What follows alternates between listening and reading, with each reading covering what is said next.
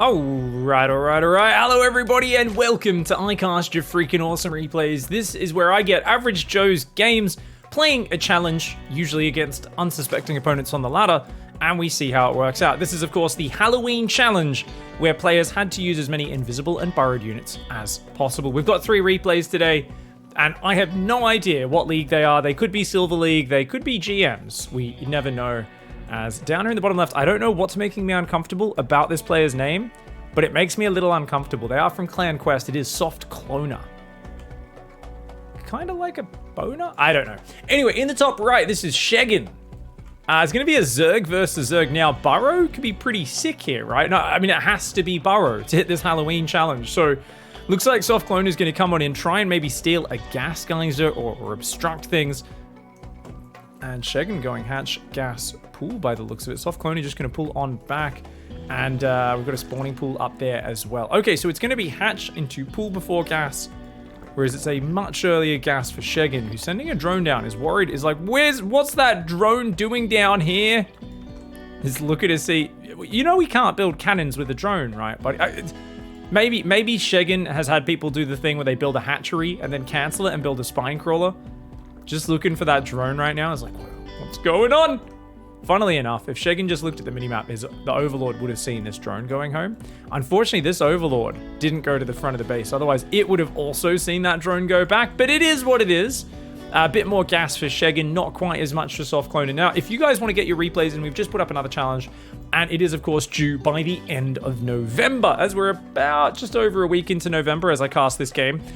So that challenge, guys, is going to be, it's a little experimental. I might edit the command. As always, if you guys want the up-to-date challenge, go to my Twitch chat. Even if I'm offline, type !ICYFAR. It'll give you the info. So if there's any adjustments to what I say now, actually double check the written form there.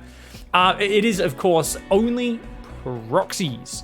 No building in your own base, except for depots, pylons, and your spawning pool. Obviously, gases are fine as well. There's always people who are like, I don't know, they're like, oh, what about, am I allowed to build an Overlord in my base? Can I build workers? And I'm like, holy shit. Do I have to specify every single rule? Sometimes, yes. As always, I basically, I remember at a certain point got so annoyed at answering like questions asking about like, does it count as build? We're talking about buildings. Building buildings, okay? No building buildings in your own base. Depots, pylons, spawning pool. Now, as Zerg, all your tech must be outside your first 3 natural base locations. So, I guess what we mean by that is that, like, you can still expand as normal with this challenge, but your actual production, your buildings have to be built out on the map somewhere. So, as a Zerg, that means that you need to basically take a proxy hatchery and then build your roach warren or your baneling nest there. Once you get lair tech, you can also dump creep out of overlords. They, of course, can take a dump on the map. And what they can do with that, as it is actually Soft Cloner going burrow, by the way, is you can, like, poop creep in the corner and then build a spire there, right? You can hide an infestation pit, a spire, wherever you want. And you can still expand as normal with your actual expansion locations, but Terran or Protoss players are going to have to be hiding their gateways and whatnot all around the map. You can still build pylons at home, of course, and that sort of stuff, but all your production and tech buildings have to be out on the map. I will see exactly how that works out. Oh my god, Banelings. Oh my god, oh my god, oh my god. Oh, Freakin, I don't know if that's the fight you want to take, buddy. Vassling, we're going to get to Queen Banelings. Soft Cloner's Banelings, though. Apparently they didn't like that Queen. Ooh, not getting the best hits. Some of them are incredible, though. And Freakin showing some really big brain micro. You'll notice the way Freakin takes the Zerglings and then runs the clump into the Baneling.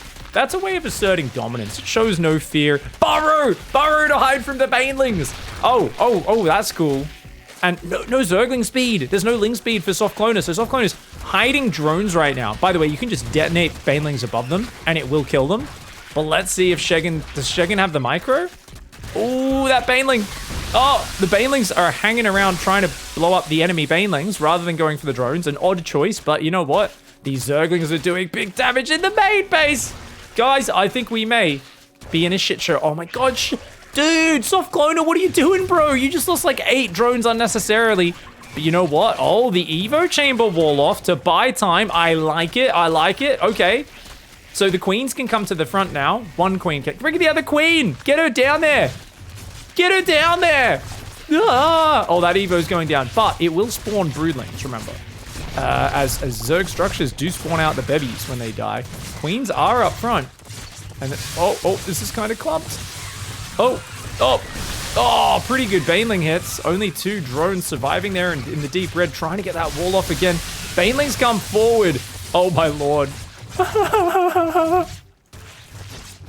Oh, I love watching. There's like league tiers where you could tell neither player's using control groups at all, and it just makes Ling Bane so fucking random. It is amazing. The Burrowed Baneling gets maybe 2 Zerglings that are running over it. Looks super cool though. So what's great about this, guys, is it doesn't matter that right now Sheggin is up 6 drones. Anything could happen in the next few minutes of this game because we've already identified Soft Cloner, no army control groups. Sheggin, no army control groups. So guys, these are 2 Zerg players who are basically Protoss players. Let's be real, a lot of Zerg players out there, no controls. A lot of people in general, no control groups. Oh shit, there's a hole there. Any holes are gold for those Zerglings. Now, they've seen the Banelings burrow. You saw them burrow in front of you, dude. Why would you go? Wait, is there a hole there? Is there a hole there and there? Hole... Mate! Mate! What are you doing? This one, really cool. Why?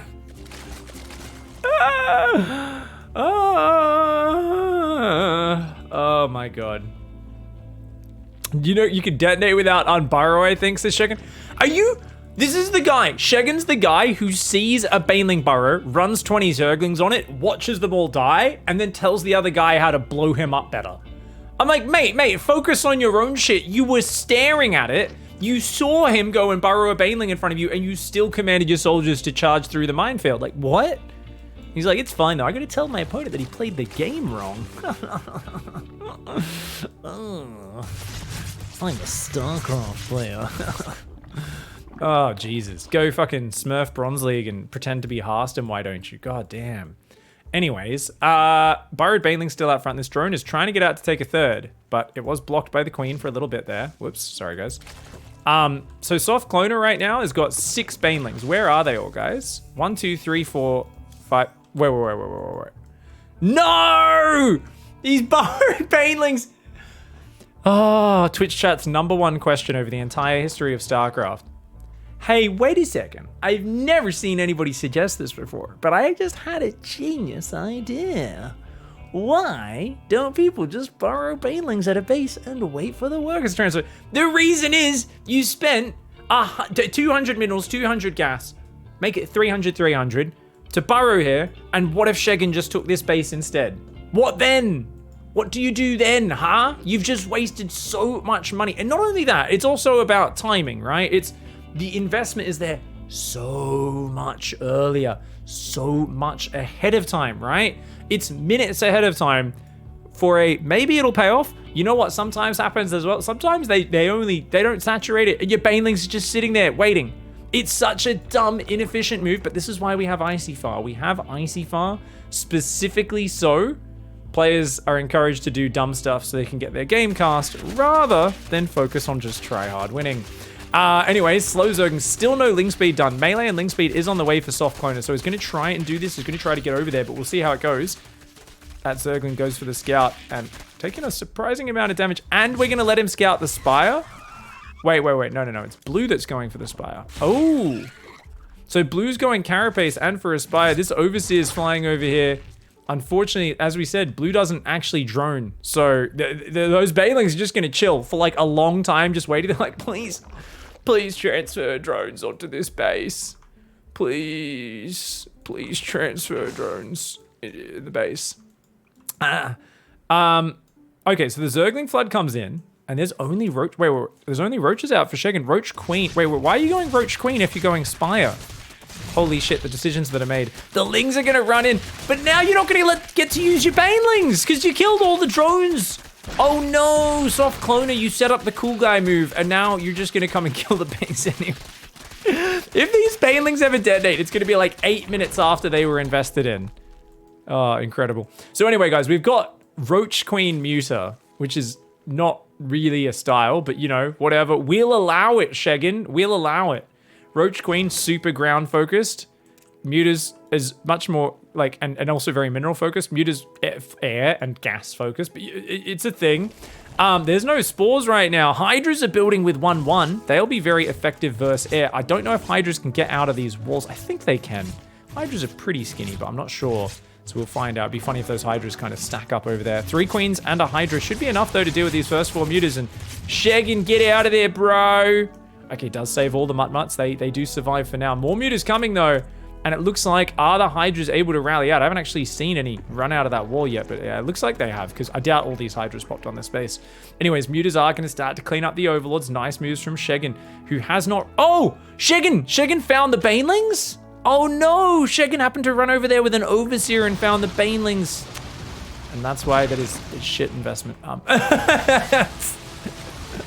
Oh, I wanted to see it pay off. I mean, hats off to SoftCloner for the attempt. And unfortunately, it didn't quite pay off. 31 drone kills so far by Sheggin. Yet is still behind on that worker count. Oh my god, the spores! Sitting in range of 2 spore crawlers and a bunch of queens. Sheggin's like, but I'm killing workers. You're losing all your mutas though, mate. Oh no. Oh my god, so many mutas just died, guys. So many mutas just died. And he's going to fly through another spore crawler. Stop. Sheggin, your muta license has just been revoked.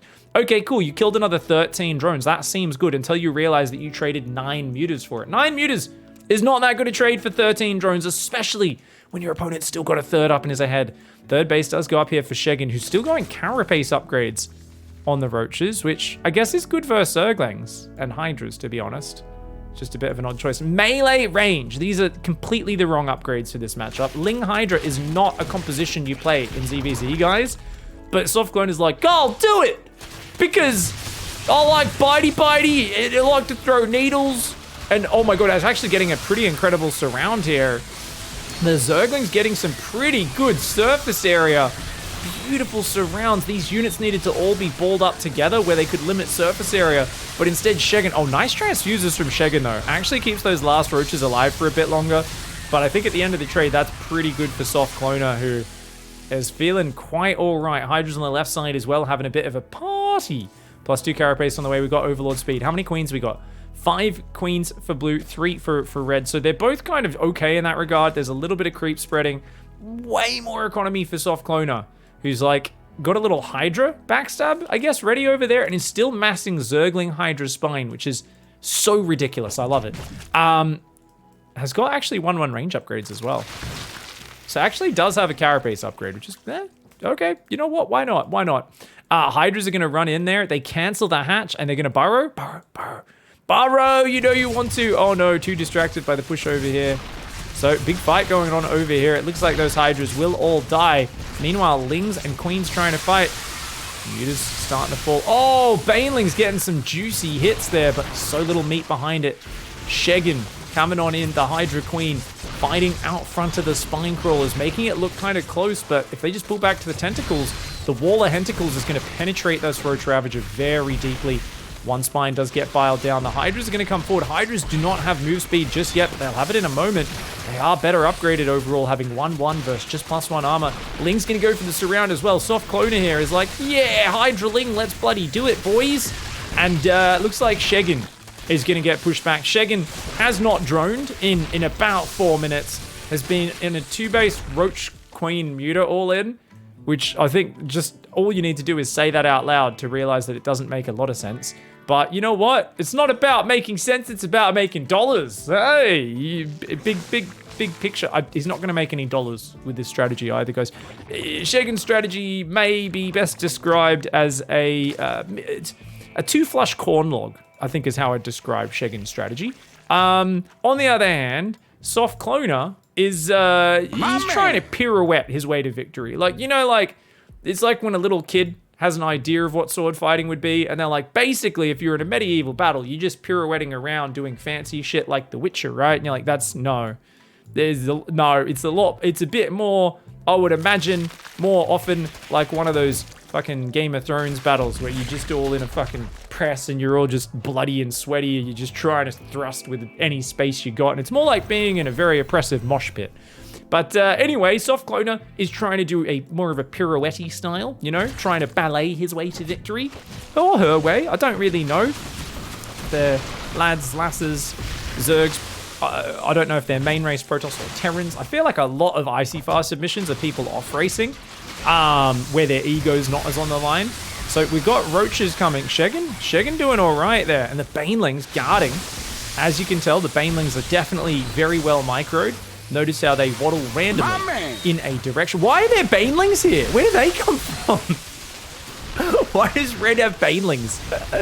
Oh my god, this is such a funny cop. Oh, Sheggin's gonna snipe the hatch and get out of there. He's like, see you later. Wouldn't want to be ya.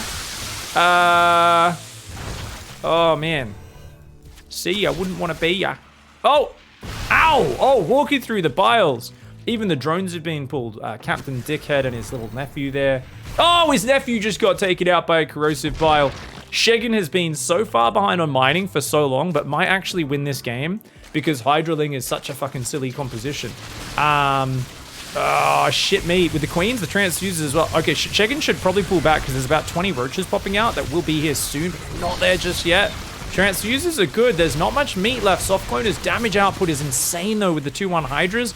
But it's just the Hydras only have 90 hit points. The Roaches have 145. And the Roaches have an extra armor. Looks like some Lings ran in from behind. The Roaches, though, will clean this up. Look how quickly those Hydras crumble. A couple of drones go down. Ooh, a juicy, juicy fart there. Thank you, chat, for the support. Really appreciate it. Oh, there goes a Hydralisk past the camera.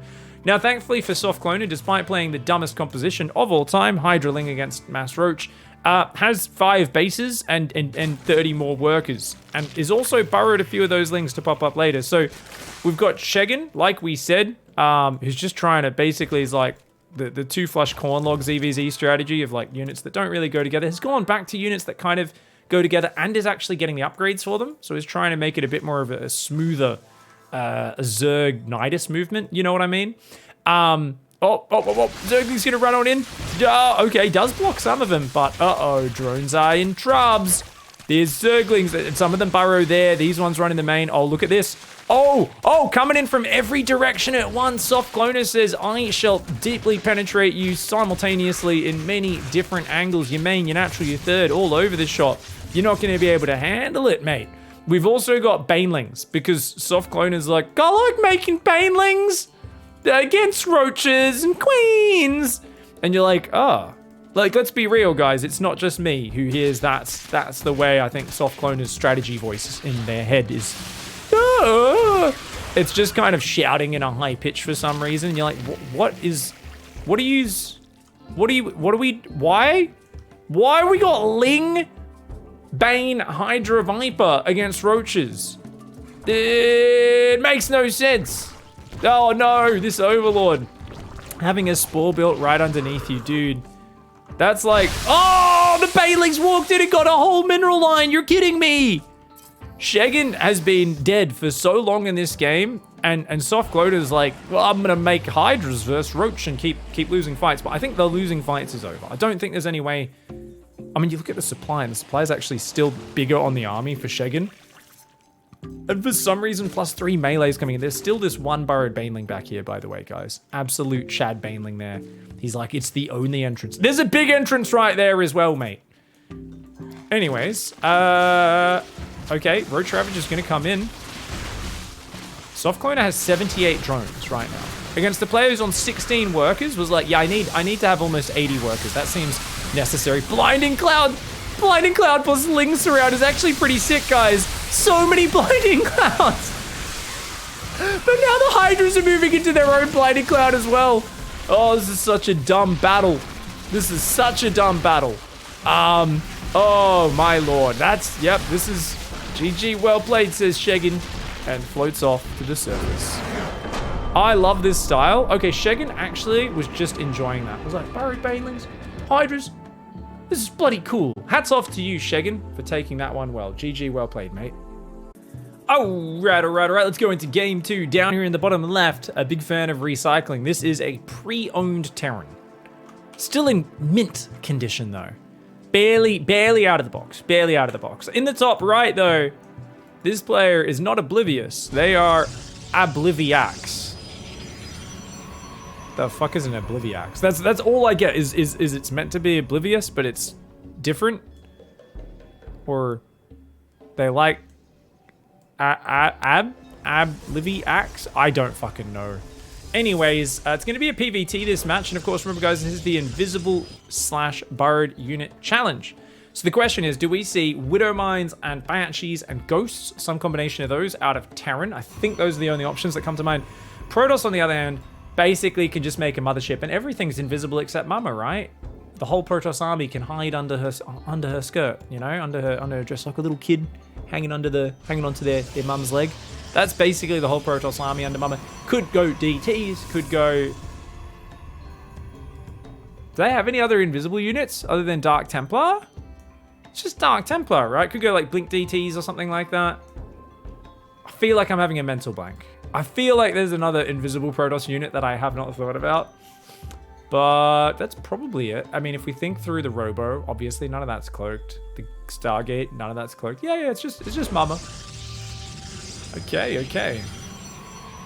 So of course, if you guys want to get your replays in for next week's or next month's show, don't forget to play the only proxy challenge. Try and proxy everything outside of your own base. Now, it's always open to interpretation a bit. So like I said, if I haven't defined it too well or there's something, as long as you're trying hard, clearly, to follow the challenge and you create fun, action-packed games are always what we're after. We're always after games with a good bit of fighting.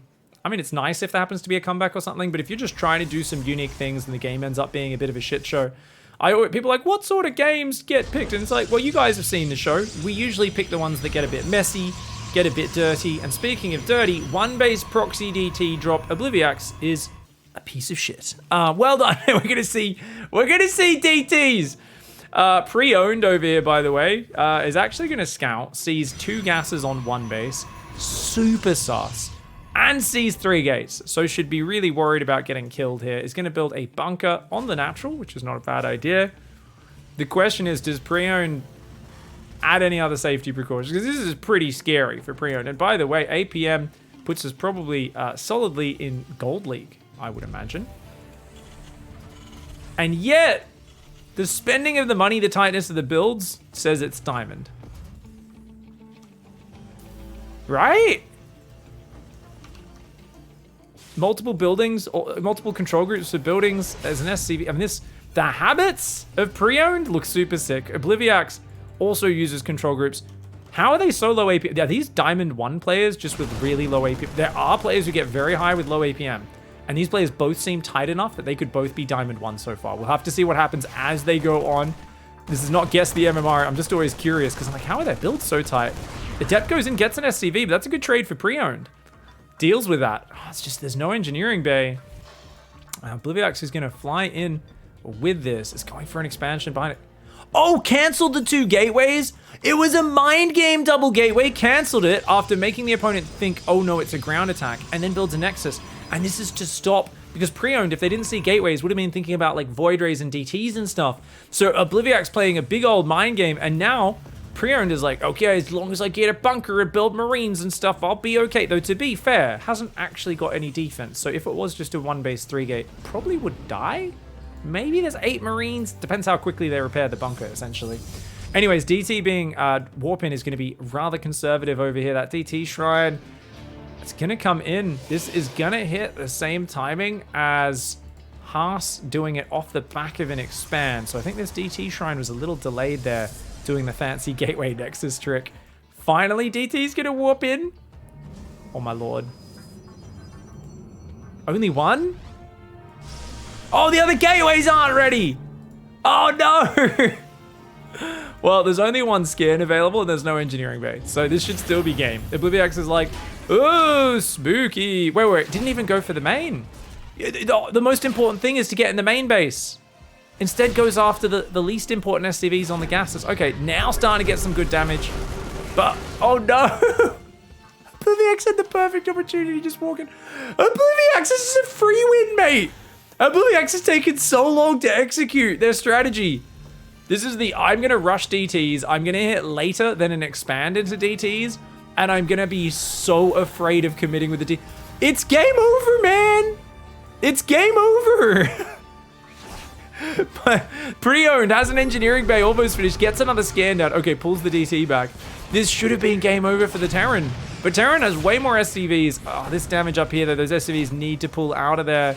Another scan is about to be available, but there's no turret ready yet. Uh-oh. Uh-oh, DT in the natural, DT in the main.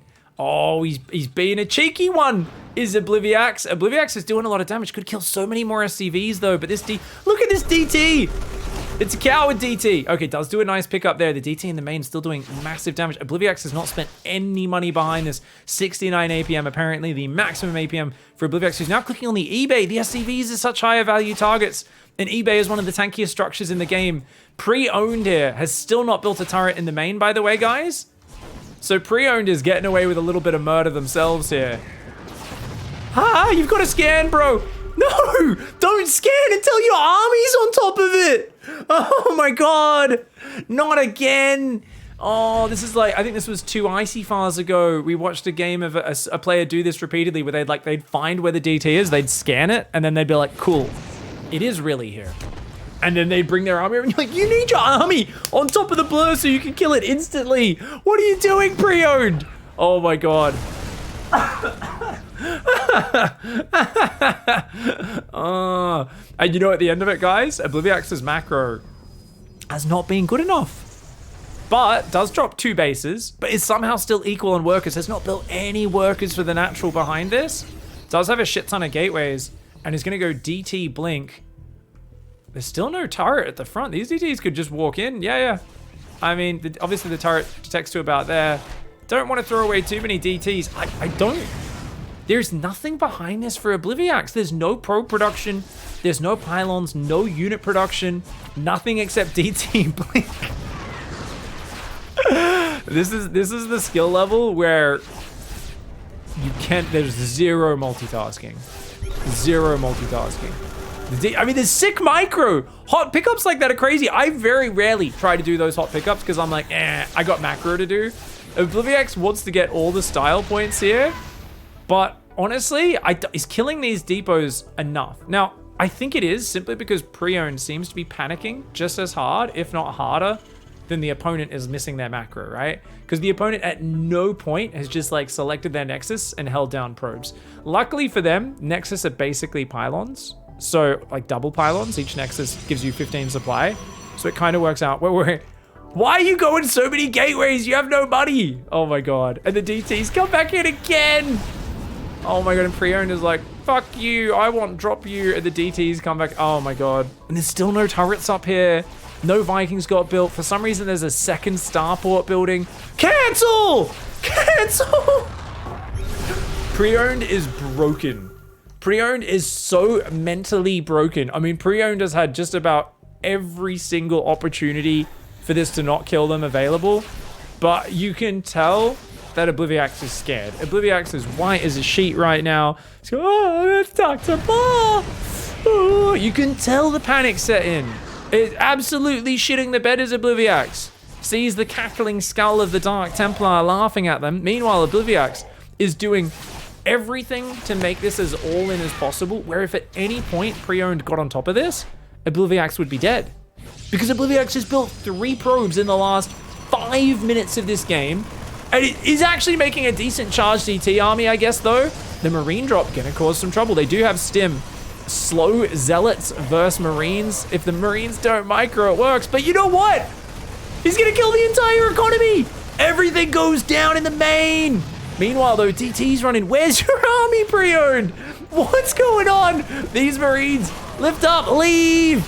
Leave, pre-owned. Now, you might see that they're selected and wonder why didn't he micro. I'm pretty sure it was an F2. Oh, the Marauder barely kills that DT. There's still 1 DT up here. SCVs are all trapped outside the house. Let us in, Dad. Let us in. There's fucking creepy crawlies and spooky shit out here, bro. Meanwhile, it's clearly both players are just broken in terms of like, oh God, there is too much to focus on. Obliviax still has not figured out how to just select the Nexus and hold down the probe key, and he's like, I need to micro 1DT in a Prism instead. And what's so glorious is at a certain skill level and certain time in StarCraft, and I remember back in the days when this was me on both sides of the equation, if you do annoying enough micro, even if you miss macro to all hell, your opponent will miss macro even more than you. And that's exactly what's happening here, where pre-owned is so like, that it's canceling out to where neither side is spending their money or mining or really doing anything right now. And we see like Pre-Owned is trying to rebuild some barracks, is building Marines one at a time out of the barracks, nothing out of the factory, nothing out of the... Why have we not built a Viking? There has been a prism in your base for 8 minutes of this game. How have you not built a Viking? I get you don't have gas now. You had gas for a long time before this. The first thing you do when someone's in your base with a prism or doing anything with a prism is you build a Viking, but Pre-Owned apparently does not know that. And as a result, it's this torturous thing. Somehow Obliviax queued up some probes behind this for the first time in this game. Obliviax also took a corner base, by the way. So this is that thing where it's like, I've heard expanding behind attacks is good. Doesn't realize that Nexi without workers actually don't do anything. But now, finally, this deep in the game is like, hey, let's build some probes. What's great is there's 3 Nexus on a control group. It's the natural Nexus, the 3rd, and the 4th. Not the main, and also not the corner. And there's a sentry that Obliviax has warped into the base. I really want Pre-Owned to win this game. I'm sorry, Obliviax. I know you've clearly submitted this game. Why are you building a command center next to the warp prism in your base? You're gonna try and build a turret under the warp prism? That's your strategy? At least we're finally gonna kill the warp prism. Finally, the SCVs are on hold position around the DT. What?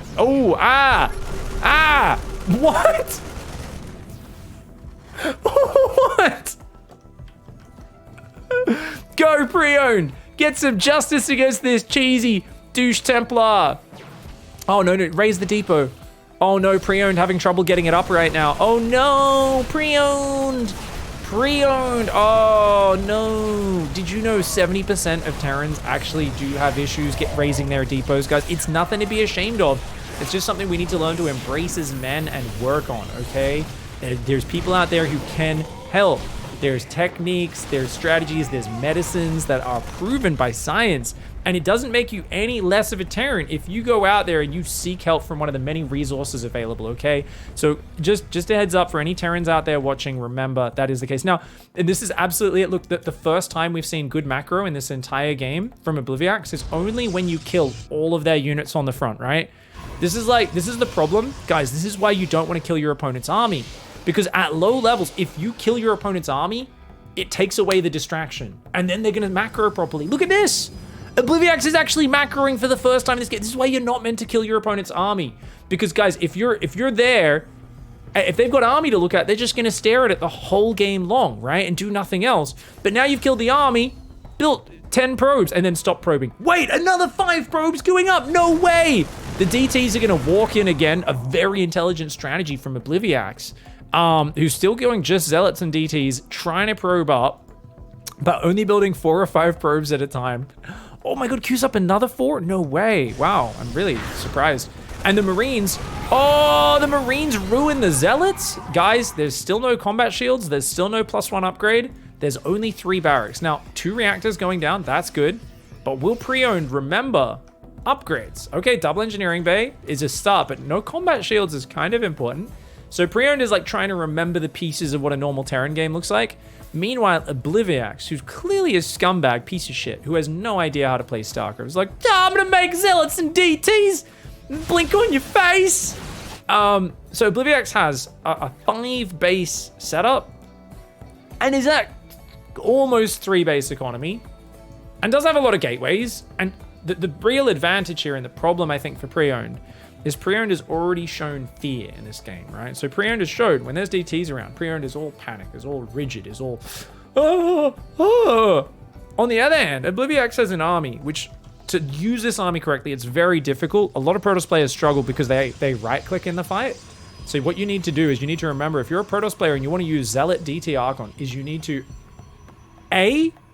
click. So attack, move, and let your units attack move. So if you guys can attack move correctly with this, which is, I know, very difficult for Protoss players out there, you will beat the army. Whereas the Terran needs to press stim and also attack move. And that's just, basically, it's double the amount of stress and actions the Terran has to do. So overall, I would say this is a big favor compositionally for the Protoss player, simply because you've got to remember that their army is just a little bit easier to control, easier, better tools.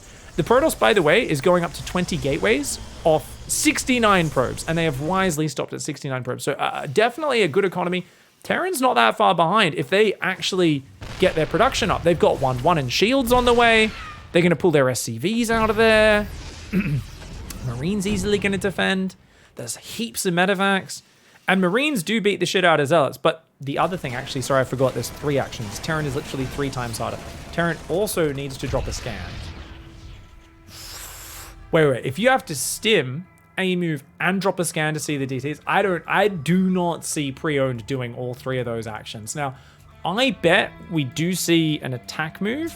I don't think we'll see the stim or the scan. So let's see which player can micro this next fight better, guys. We've got A-move, Zealot DT. Now, Obliviax technically could also blink on the army with the DTs. I don't think Obliviax is going to do that, though. Oh, is it going to be a bit of a base trade? Oh, runs in here, gets a prism, but is under attack and all the depots are exposed. That tank on the high ground will slowly kill a lot of these units. Those SCVs will go down. Lift the command center, bro. It can get out of there. Okay, I don't think Pre-Own's going to remember to lift that. That's going to die. But his base does go down. Killing the DT shrine would be good, but you got to get back to your... No! Pre-owned! Get it up, bro! Get it up! He doesn't... I told you Obliviax wouldn't even blink in... What is he doing? What's he doing? Now he gets it up a little bit late. Excuse me. Excuse me, Obliviax.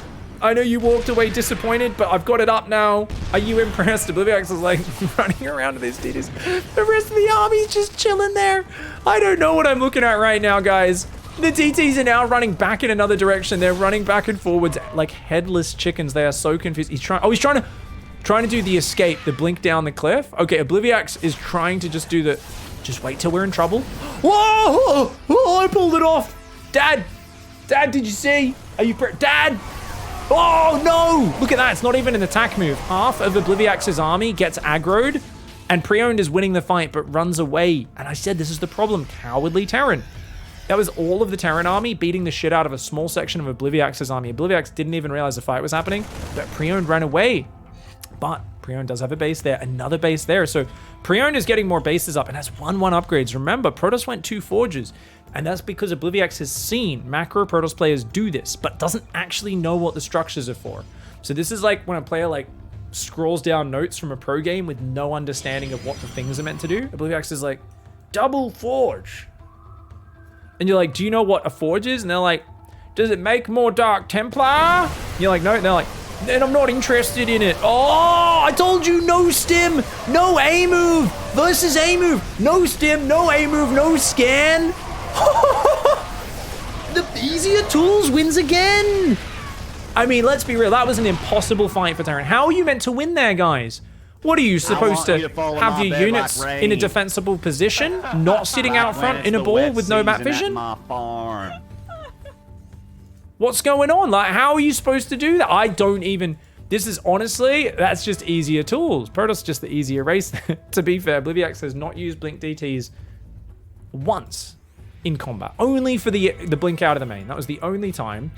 Pre-Owned had built up such a good Marine count. I love now that Pre-Owned is even blocking himself from getting it up there. Literally depot blocking. Pre-Owned could still rebuild a giant Marine army, because in numbers, especially if you get some Marauders tanking, Mass Marine does beat Zealots. But instead, Pre-Owned is like, well, it's time to go for a desperate defense. Dude, that's like 10 Marines and a siege tank. There's no army here. Pre-Owned, you need to go back. It's gonna kill a Nexus, which I guess is cute. But, oh, Obliviax! Obliviax figured out what the forges are for, and also is adding Silver League cannons. So the least important base, which has literally 16 probes mining the minerals, no one on gas, and we're gonna build 3 cannons in the main, because why not? I like it. Silver League cannons, my favorite thing. No! Pre-Owned is on A move, but no stim, no scan. No! The scan comes in a bit late. There was never a stim. I think with that, Pre-Owned might be done, guys. I think Pre-Owned's had enough of this Dark Templar savagery. And let's be real, guys. If you're not quick on those scans, I think having a Raven might be a good idea. Alright, guys. We've got a Thor transition now, because what do we go for in desperate situations? Thors and battle cruisers. We're still rallying across the map, apparently, which is definitely not a good idea. Gonna pull back. I mean, there's a base in the bottom right. There's no turret there, so that could die. I don't know why there's a siege tank out here. Fucking Sergeant Chadhammer out in the middle of the map. A little bit too confident there, buddy. And, I mean, it's still just Zealot Arc on DT, so it's all just about getting a critical mass of bio. If you have some Widow Mines or EMPs, it would be amazing. Let's be real. I think they're both a bit above the pay caliber. Get out! Pre-owned! Why? Run! Run! Run! No! Why no scanny? Why no scanny? We're on pre-owned's vision. There's been DTs every fight. Why no scanny? Oh my god, it finally... It's too late, bro.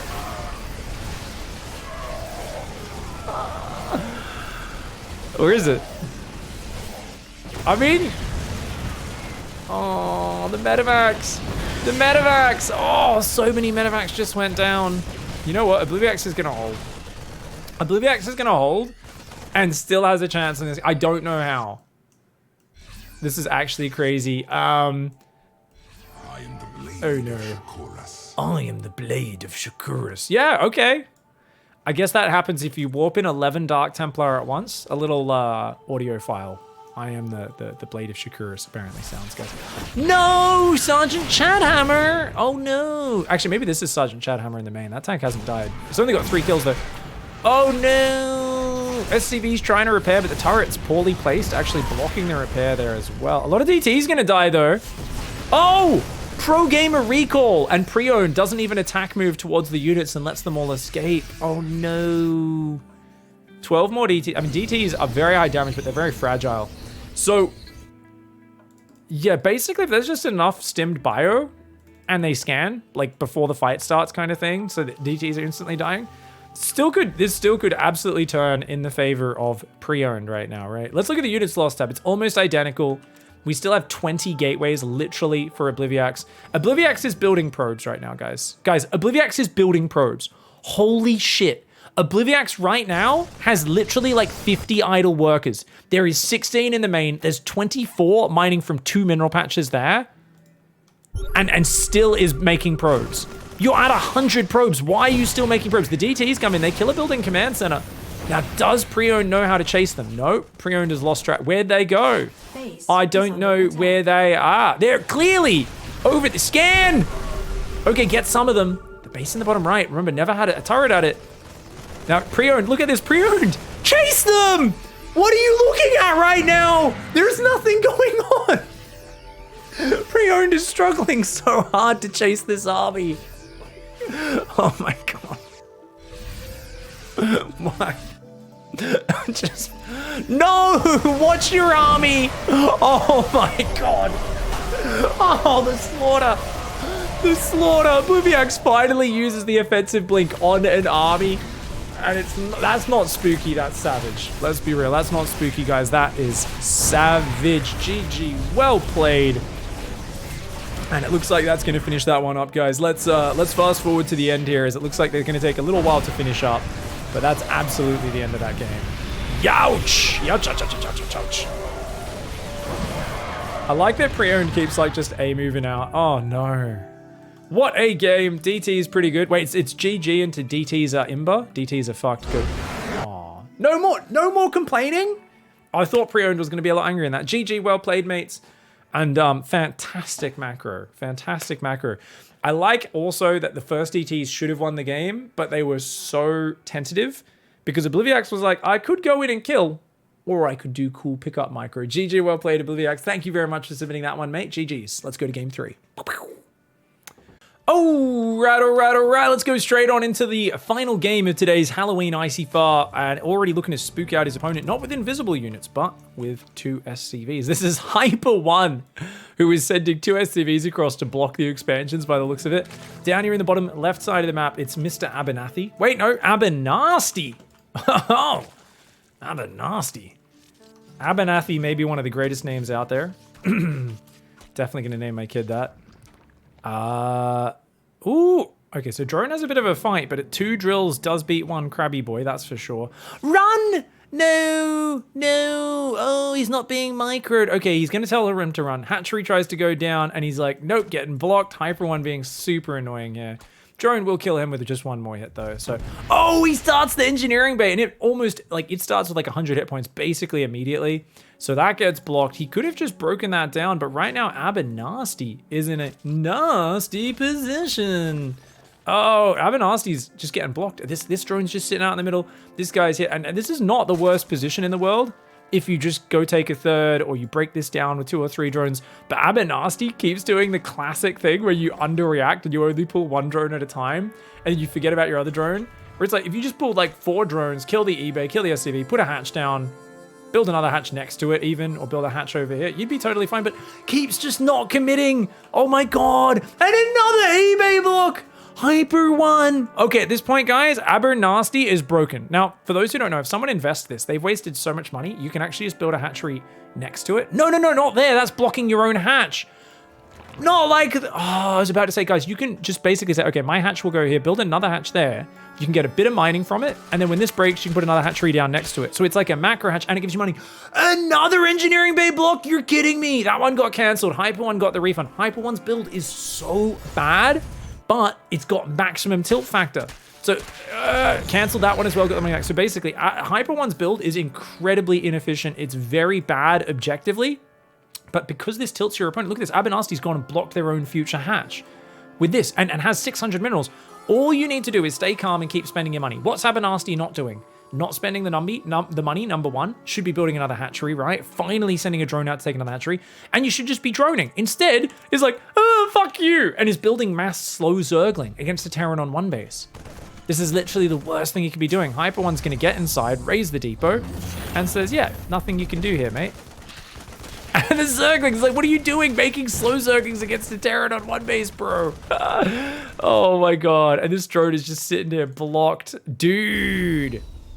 Oh my God, this is so funny, dude. So Hyper 1, and I always talk about this, there's a lot of inefficient moves in video games, but RTS games, there's so much going on. So there is a real power to putting your opponent in a situation they've never been before and they don't know how to react to, because players will freeze up under pressure. And the more they feel like they're being trolled or memed on, or this is not a good way to play because I've never seen pros do this, the more likely they are to get upset that you're playing the game wrong. You know, everyone has a little Artosis waiting inside them, just waiting to get out. Good marine micro from Hyper 1. I don't know if it matters though. 3 Zerglings should be able to finish off that guy. Oh, SCVs help out. Very nice.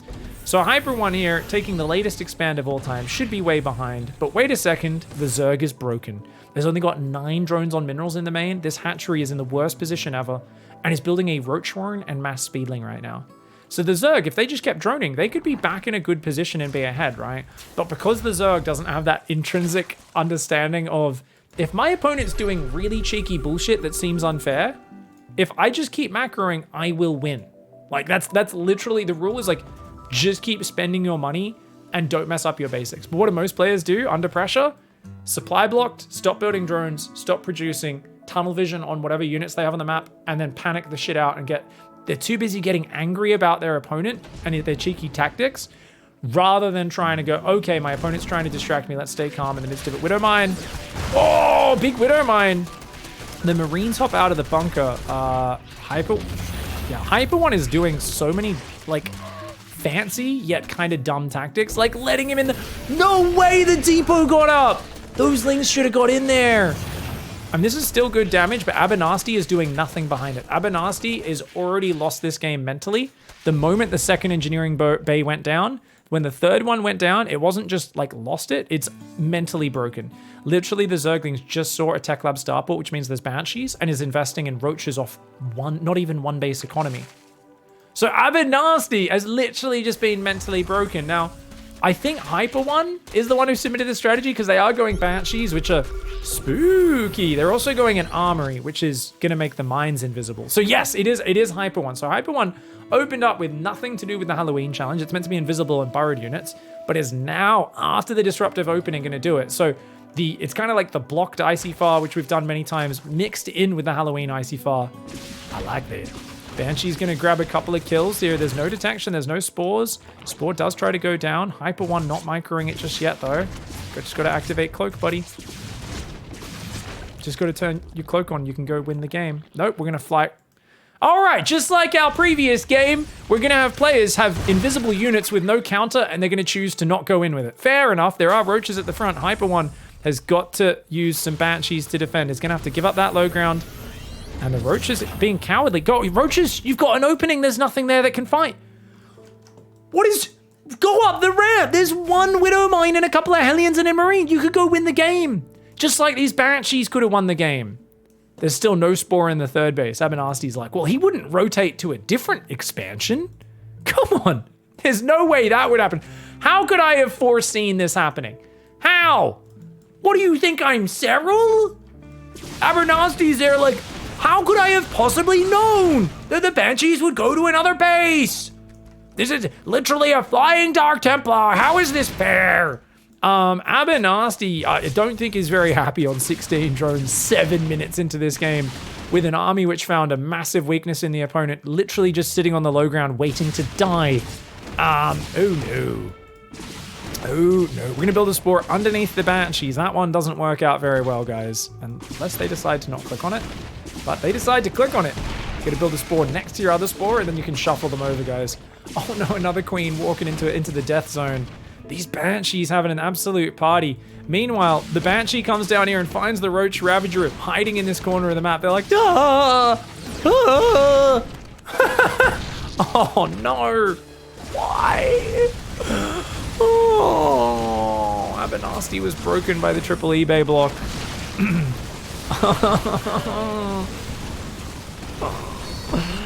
Oh, the Hellbats, the Widowmines, the Banshees clear that up. What happened to the Banshees on the other side? Oh, they chased into the Spore Crawlers, guys.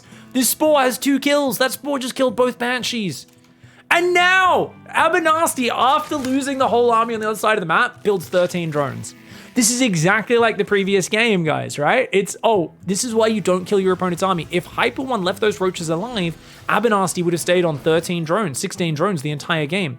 But Hyper One makes a huge mistake, kills the opponent's army, and now Abernathy has nothing to focus on except their macro. And so despite really wanting to not build any drones all game long, is now being forced into it. By the way, I love this mining. This is so efficient here, guys. This is peak StarCraft. Oh no! I knew it was coming. Ladder. You went pool first? You think pool first? Wait, what? You made a spawning pool before your hatchery. You brought this on yourself. Abernathy's like, you blocked 3 hatcheries, so I had to. You piece of shit. Like there's anything wrong with pool first anyway. It's like a slight reordering of the build. That's just standard TVX though. Terran always builds 3 engineering bays. Hyper One's there just like, dude, like, come on. Oh my lord. What an absolute monkey. Abernathy. What an absolute monkey. 3 eBays is standard. I'm with Hyper One on this. Guys, let me know in the comment section. I'm with Hyper One. I do think 3 eBay block is actually standard on that North American ladder. You guys let me know in the comments, 3 eBays standard or a bullshit cheese build. You guys let us know your thoughts. I think it's a standard build order. Your lack of brain cells is scamming. Yo, I like this call. Abernathy's got some insults. He's trying to go 25 drone Hydralisk. Moves the Spore Crawler over. What's it like to have a room temperature IQ and a micro penis? I think it's micro penis. I think is what they tried to say. I like that. Micro penis. All the better to diddle you with without you knowing. 4 Ghost Academies are on the way. Hyper One right now is trying to go triple Starport. So it's triple Starport Banshee, but not really. And also is going to try and go 4 nukes to finish. Okay, I think we can fast forward and basically just get the cliff notes of the rage in this game, guys. Because Abernathy is barely trying to build units, no drones, is just building spines and spores. Basically is just angrily sitting there, still playing the game just for the shits of it. So let's fast forward and let's see what sort of disgusting torture Hyper One brings on the opponent. And yeah, let's see what it is. So Widowmine there, 12 kills on the Widowmine. You know, it's funny because I've been learning a lot of different RTS games recently competitively, and I constantly run into things that feel unfair and bullshit. And like, I have the exact same kind of immediate, you're an idiot, you don't have brain cells, you're just trying to get cheap cheese wins. That's always my initial response. And I always have to bring myself back a little bit and go, all right, you know, there is nothing more satisfying in any RTS game than countering your opponent's stupid gamble, right? There is nothing better than like when you figure out how to deal with it. So you've got to give them respect. You have to understand that a lot of the time, a big part of any very aggressive strategy is the psychological element, especially if it's a very unexpected strategy, if it's a very out in the wild strategy. That's always the ones where a big part of it usually is the psychological impact, right? So it's like, you can complain about it being a ridiculous strategy, and usually it is. Usually it is, but if you don't stay calm enough to counter it, if you just, no. Even spotted it, but it was like, no. Didn't pull the drones, it was like, I'll kill you before that, you clads. Fuck you. Go to hell, troll. You're a meanie. And that sums up our spooky Halloween ICYFAR. I hope you guys enjoyed that one. Thank you, everyone. Don't forget to get your replays in where you proxy everything in the next month's show. Thank you very much, guys. Thank you, everyone who's been supporting Patreon. Maxan, Apollo God, Colonel SC, and Modern Totem. Check out the Patreon below if you guys wanted to support as well. ! Patreon. We'll catch you guys next time. Goodbye and good night.